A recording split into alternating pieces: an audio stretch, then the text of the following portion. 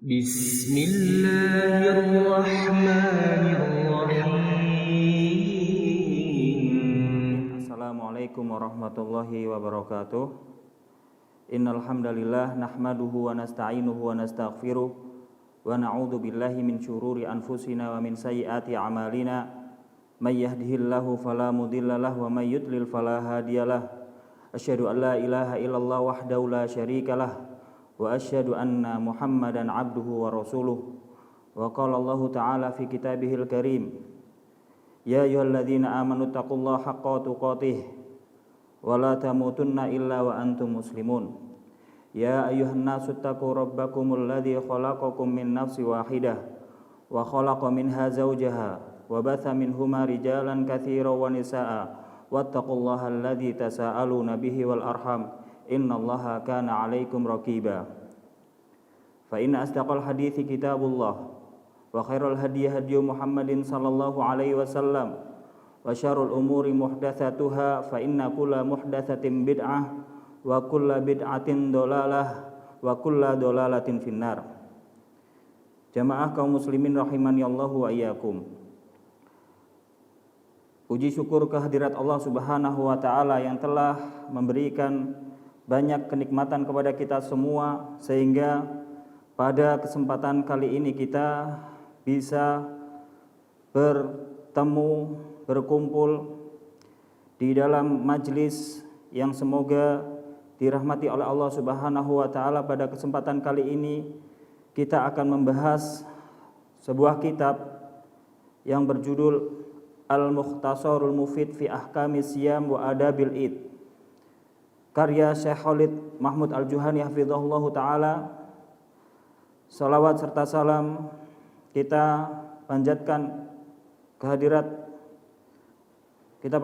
kepada junjungan kita Nabi Muhammad sallallahu alaihi wasallam. Semoga kita senantiasa mengikuti sunnah-sunnah beliau hingga akhir yaumul akhir. Di antara kebahagiaan seorang muslim di dunia maupun di akhirat tatkala Allah Subhanahu wa taala memberikan taufik kepada kita semua untuk beramal dengan amal-amal soleh. Dan amal-amal soleh yang besar kedudukannya di sisi Allah Subhanahu wa taala adalah menuntut ilmu syar'i. Telah sahih dari Nabi sallallahu alaihi wasallam bahwasanya Rasul sallallahu alaihi wasallam bersabda, "Man yuridillahu bihi khairan yufaqihu fid din." Barang siapa yang Allah inginkan kebaikan, maka Allah akan pahamkan baginya agama ini. Yakni apabila Allah Subhanahu wa taala menginginkan kebaikan pada seorang muslim, maka Allah akan mudahkan baginya menempuh jalan di antara jalan-jalan menuntut ilmu syar'i. Maka ini merupakan kabar gembira yang disegerakan bagi kaum muslimin. Tatkala seseorang ia dimudahkan untuk menapaki jalan di antara jalan-jalan menuntut ilmu, ketahuilah bahwasanya Allah sedang menginginkan kebaikan pada dirinya. Demikian juga Nabi SAW bersabda, "I'malu fa kullu muyassarin lima khuliqa lahu." Beramallah, maka setiap orang akan dimudahkan terhadap apa ia diciptakan untuknya. Maksud dari hadis ini adalah calon-calon penduduk surga akan dimudahkan baginya untuk beramal dengan amalan penduduk surga, yakni ia akan dimudahkan oleh Allah Subhanahu wa taala melakukan ketaatan-ketaatan. Adapun calon-calon penduduk neraka, maka ia akan dimudahkan oleh Allah Subhanahu wa taala untuk beramal sebagaimana amalan-amalan penduduk neraka, yaitu ia akan dimudahkan oleh Allah Subhanahu wa taala dalam berbuat kemaksiatan. Maka kita berlindung kepada Allah Subhanahu wa taala. Kita memohon kepada Allah Subhanahu wa taala agar Allah Subhanahu wa taala senantiasa membimbing kita untuk menapaki jalan-jalan kebaikan, ketaatan kepada Allah Subhanahu wa taala. Para ulama dahulu mengatakan al-ilmu yu'khadhu bidukhuli waqtiha. Al-ilmu yu'khadhu bidukhuli waqtihi, yakni apabila seseorang akan memasuki waktu puasa bulan Ramadan, maka wajib baginya untuk mempelajari fikih-fikih yang berkaitan dengan puasa Ramadan. Demikian juga tatkala seseorang akan beribadah haji, maka wajib baginya untuk mempelajari fikih-fikih yang berkaitan dengan ibadah haji. Demikian juga tatkala seseorang akan menikah, maka wajib baginya untuk mempelajari fikih-fikih yang berkaitan dengan pernikahan. Oleh karenanya wajib bagi kita untuk menuntut ilmu syar'i. Setiap apa yang akan kita lakukan dari ibadah-ibadah dalam Islam, wajib bagi kita untuk mempelajari fikih-fikih yang berkaitan dengan ibadah tersebut. Jamaah kaum muslimin yang dirahmati oleh Allah Subhanahu wa taala, kita ketahui bersama bahwasanya ibadah tidak akan diterima kecuali terpenuhi dua syarat. Yang pertama, ibadah tersebut dilakukan karena ikhlas kepada Allah Subhanahu wa taala, mengharapkan wajah Allah Subhanahu wa taala, mengharapkan ridha Allah Subhanahu wa taala, mengharapkan pahala dan ganjaran dari Allah Subhanahu wa taala. Maka perlu kita ketahui bersama, tatkala kita akan melakukan amal-amal soleh, yang hendaknya kita lakukan sebelumnya adalah kita bertanya pada diri kita sendiri. Kita bertanya pada diri kita sendiri, apa yang melatar belakangi kita melakukan amal soleh tersebut? Apa yang melatar belakangi kita melakukan amal soleh tersebut?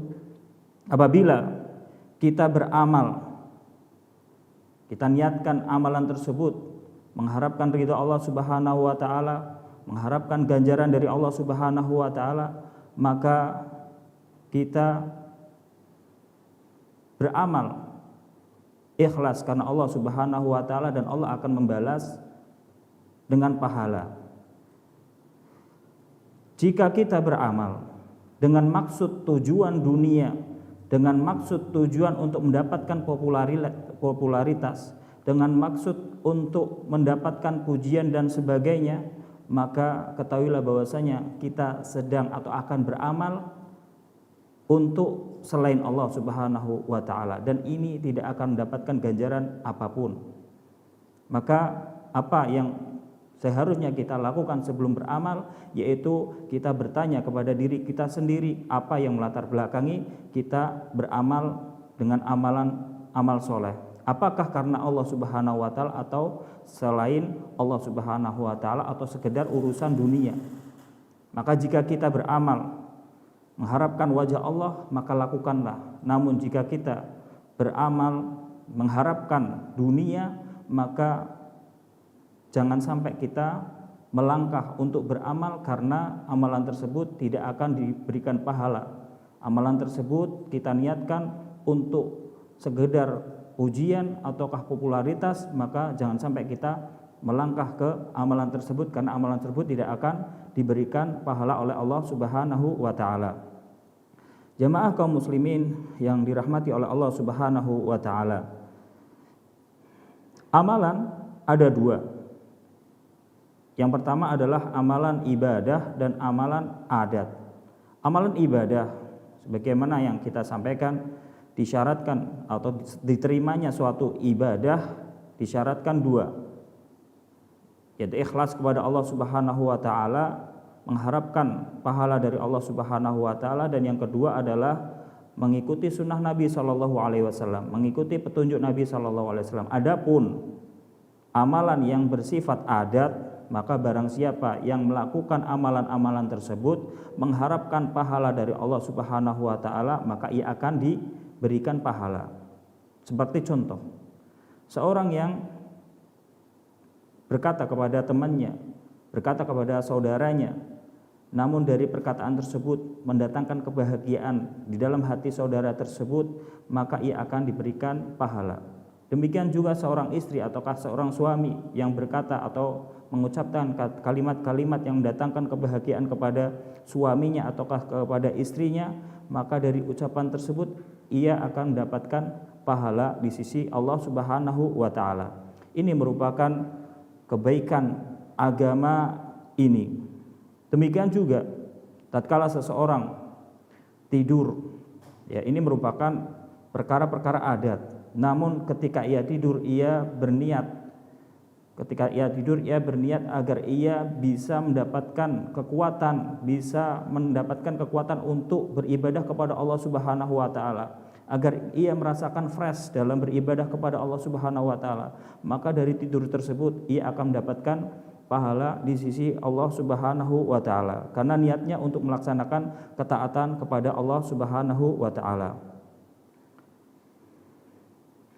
Perhatikan ucapan Mu'adz radhiyallahu taala anhu. Beliau mengatakan, inni ahtasibu naumati kama ahtasibu qaumati. Sesungguhnya aku mengharapkan pahala di sisi Allah Subhanahu wa taala dengan tidurku sebagaimana aku mengharapkan pahala di sisi Allah Subhanahu wa taala dengan salat malamku. Ya. Bahwasanya Mu'adz beliau mengharapkan pahala di sisi Allah Subhanahu wa taala meskipun dengan ia melaksanakan tidur, ya, karena ia telah berniat dengan niat yang baik, yaitu untuk melakukan ketaatan kepada Allah Subhanahu wa taala. Hal ini berdasarkan sabda Nabi SAW yang sering kita dengar, yang sering disampaikan oleh dai-dai, bahwasanya Rasul SAW bersabda, innamal a'malu binniyat. Sesungguhnya amal-amal itu hanyalah tergantung pada niatnya. Apabila amal itu sahih, maka amal tersebut akan baik.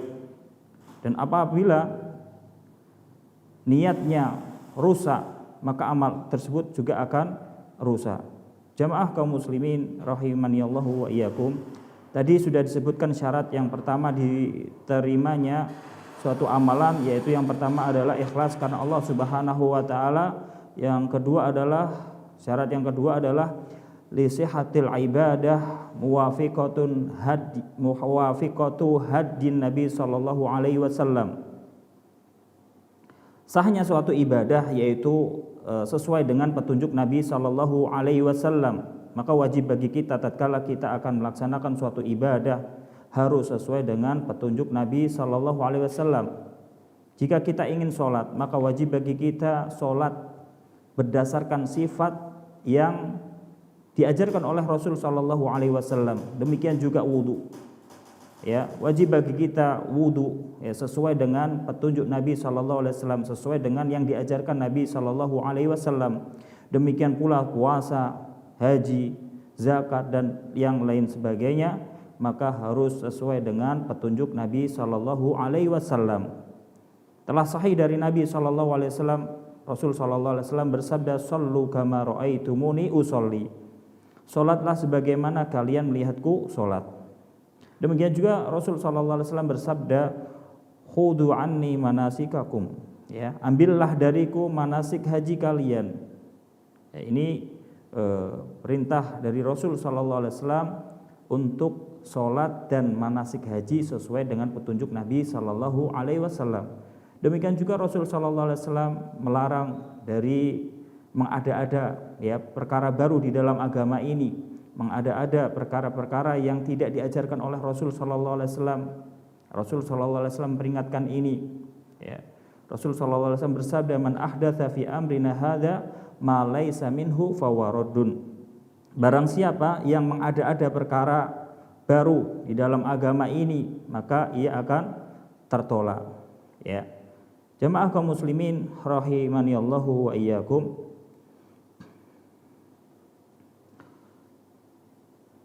Bulan Ramadan memiliki keutamaan yang banyak.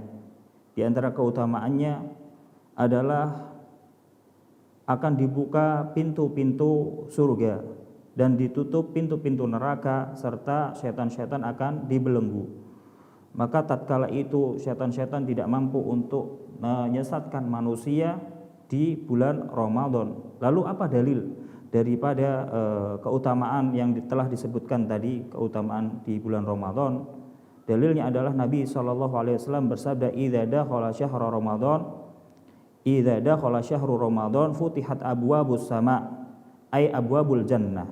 Apabila masuk bulan Ramadan, ya, akan dibuka pintu-pintu langit, yakni pintu-pintu surga. Wa ghuliqat abwabu jahannam, ya. Akan ditutup pintu-pintu neraka. Wa jahannam min asma'in nar.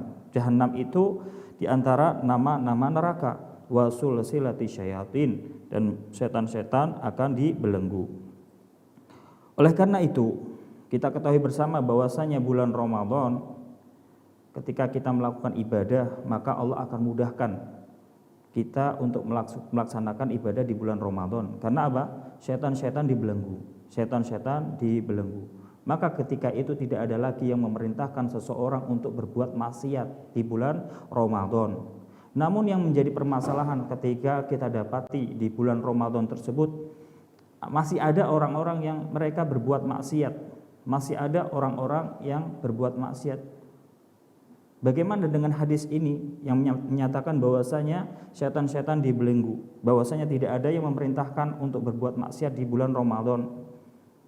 Maka jawabannya adalah bahwasanya seseorang tatkala ia melakukan kemaksiatan di bulan Ramadan, padahal tidak ada yang memerintahkan untuk berbuat maksiat, setan-setan dibelenggu, namun masih tetap aja ada yang bermaksiat di bulan Ramadan. Ini karena orang tersebut telah terbiasa berbuat maksiat di bulan-bulan di luar bulan Ramadan, sehingga kebiasaan itu terbawa. Oleh karenanya tidak ada yang memerintahkan untuk berbuat maksiat, namun dirinya sudah terbiasa berbuat maksiat. Maka kita berlindung dari Allah Subhanahu wa taala dari hal-hal yang demikian. Kita memohon kepada Allah Subhanahu wa taala agar Allah Subhanahu wa taala senantiasa membimbing kita dalam ketaatan kepada Allah Subhanahu wa taala. Oleh karena itu, tatkala kita menginginkan di waktu bulan Ramadan, kita menginginkan untuk melakukan banyak ketaatan, meskipun di situ banyak kemudahan yang Allah berikan kepada kita untuk berbuat amal soleh. Kita menginginkan mengisi Ramadan kita dengan ketaatan kepada Allah Subhanahu wa taala, tetap kita minta pertolongan kepada Allah Subhanahu wa taala. Kita mohon pertolongan kepada Allah Subhanahu wa taala, jangan sampai kita merasa bahwasanya kita ini mampu untuk beramal soleh tanpa pertolongan dari Allah Subhanahu wa taala. Semua yang kita lakukan, amal soleh yang kita lakukan ini karena bimbingan dari Allah Subhanahu wa taala, karena petunjuk dari Allah Subhanahu wa taala. Oleh karenanya, meskipun di momen-momen yang mulia ini, momen-momen yang sangat mendukung kita beramal soleh, ya, musim-musim ibadah, tetap kita minta pertolongan kepada Allah Subhanahu wa taala agar Allah memudahkan kepada kita dalam rangka melakukan ketaatan kepada Allah Subhanahu wa taala. Dengan kita mengatakan la haula wala quwata illa billah. Tidak ada kekuatan, daya upaya dan kekuatan kecuali pertolongan dari Allah Subhanahu wa taala. Kapan saja, ya, seseorang yang ia ingin melakukan ketaatan kepada Allah Subhanahu wa taala, yang ia ingin melakukan perkara-perkara yang ma'ruf, ya, kita hendaknya meminta pertolongan kepada Allah Subhanahu wa taala, dan jangan sampai kita merasa pede dengan kemampuan kita. Oh, saya bisa kok insya Allah melakukan perbuatan ini, melakukan amalan-amalan soleh demikian dan demikian. Maka hendaknya kita berlepas diri dari kemampuan kita dan kita kembali kepada Allah Subhanahu wa taala, minta pertolongan kepada Allah Subhanahu wa taala dengan mengatakan la haula wala quwata illa billah. Jamaah kaum muslimin rahimani Allahu wa iyyakum. Di antara keutamaan bulan Ramadan adalah diampuninya dosa-dosa yang telah lalu tatkala seseorang melakukan puasa di bulan Ramadan. Rasul sallallahu alaihi wasallam bersabda, "Man shoma ramadhana imanan wa ihtisaban ghufira lahu ma taqaddama min dhanbi." Barang siapa yang berpuasa di bulan Ramadan dengan penuh keimanan dan mengharapkan pahala dari Allah Subhanahu wa taala, ghufira lahu ma taqaddama min dhanbi, maka ia akan diampuni dosa-dosa yang sebelumnya, dosa-dosa yang telah berlalu. Maka yang dimaksud dengan dosa-dosa, diampuninya dosa-dosa ini adalah dosa-dosa kecil, bukan dosa besar. Karena dosa besar itu butuh tobat secara khusus, Lalu apa ciri-ciri dosa besar? Apa yang membedakan antara dosa kecil dan dosa besar? Ya.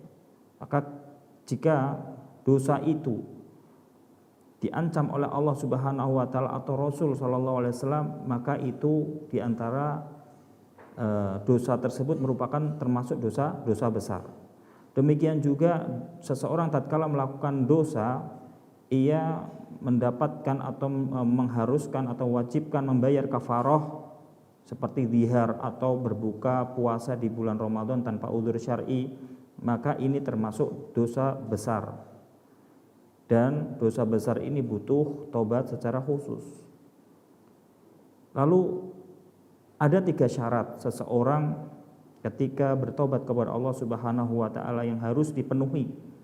Syarat yang pertama, tarkudz dzanbi fauron, meninggalkan dosa ya dengan segera, tidak menunda-nundanya. Karena kita tidak mengetahui bahwasanya Allah akan terus memberikan usia yang panjang kepada kita. Bisa jadi hari ini atau besok atau setelahnya Allah akan mencabut nyawa kita. Oleh karenanya meninggalkan dosa dengan segera, tidak menunda-nundanya.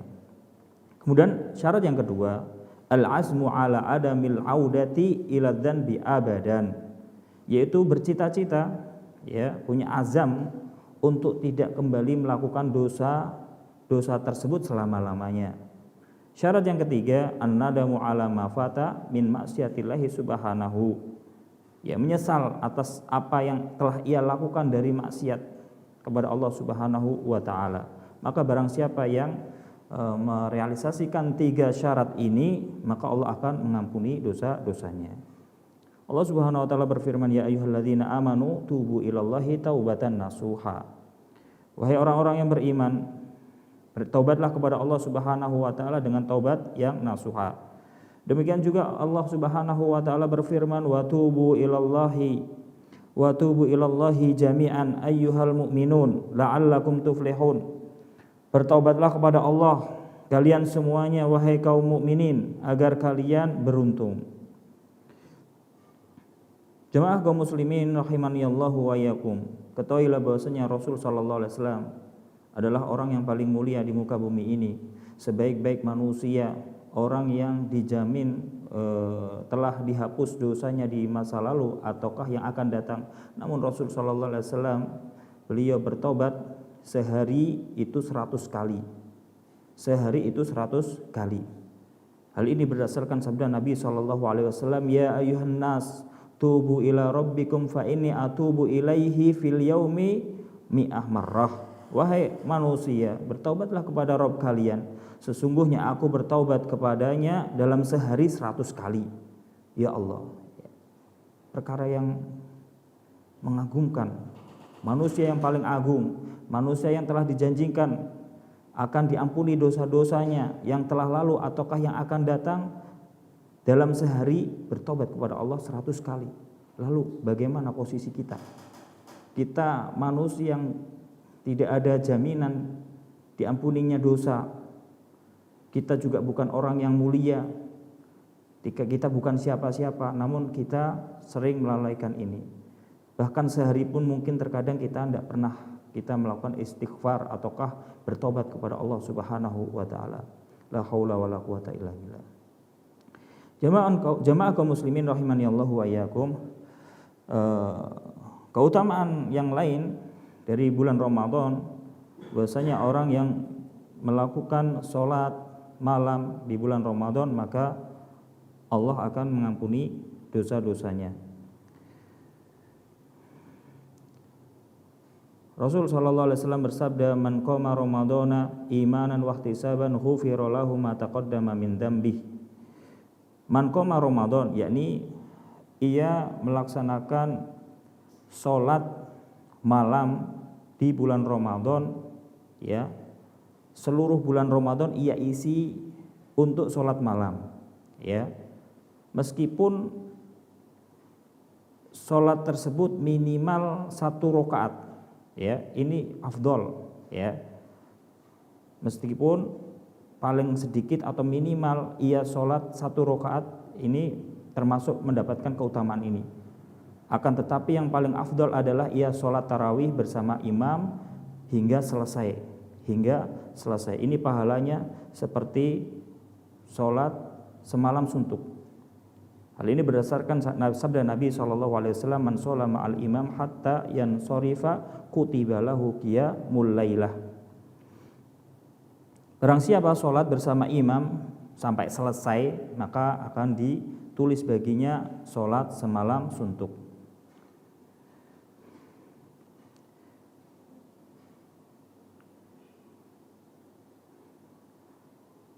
Man qoma Ramadan, tadi sabda Nabi, man qoma Ramadan, yang dimaksud dengan man qoma Ramadan adalah qiyamul lail, atau yang dimaksud adalah sholat tarawih, ya, sholat tarawih. Imanan, man qoma Ramadana imanan, yaitu dengan keimanan, dengan mengharapkan pahala dari Allah Subhanahu wa taala, ghufira lahu ma taqaddama min dzambi. Sebagaimana telah disebutkan akan diampuninya dosa-dosa yang telah lalu, bahwa dosa tersebut adalah dosa kecil, bukan dosa besar. Di antara keutamaan yang lain, yaitu keutamaan bulan Ramadan, adalah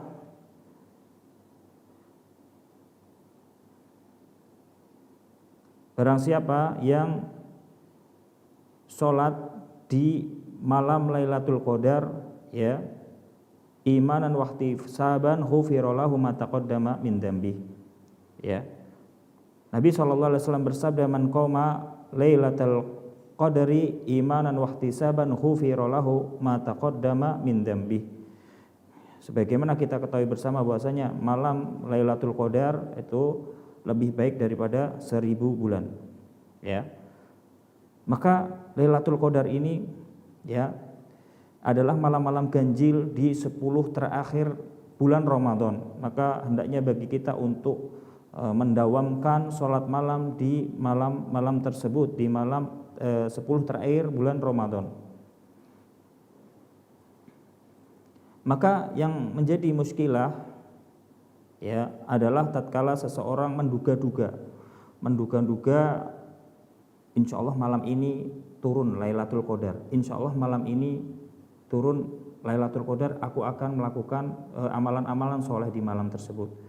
Maka menduga-duga ini terkadang dugaannya salah. Oleh karenanya hendaknya kita melakukan ibadah, meningkatkan ibadah di malam-malam terakhir, 10 terakhir bulan Ramadan seluruhnya, ya.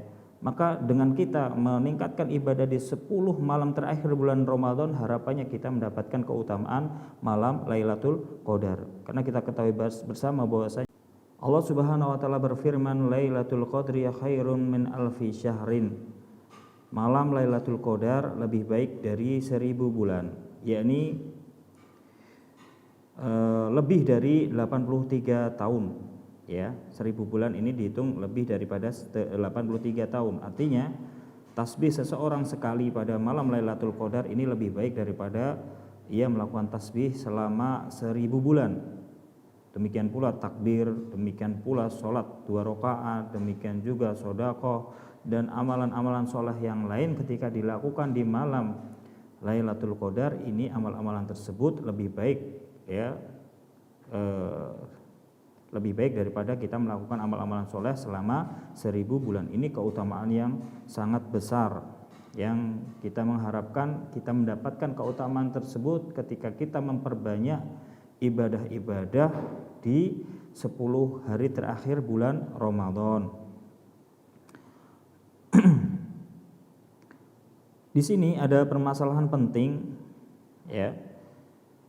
Maka yang dimaksud dihapusnya dosa-dosa yang kita sampaikan tadi adalah dosa kecil, ya, dosa kecil bukan dosa besar. Keutamaan bulan Ramadan yang tadi kita sampaikan dari sholat, melaksanakan puasa di bulan Ramadan akan menghapus dosa-dosa yang sebelumnya yang telah berlalu, yaitu dosa kecil. Dosa ada 2, ada dua, yang berkaitan dengan hak Allah dan yang berkaitan dengan hak seorang hamba, ya. Maka apabila dosa tersebut berkaitan dengan hak Allah, maka apabila ia atau seorang hamba telah bertobat kepada Allah Subhanahu wa taala, maka Allah akan mengampuninya.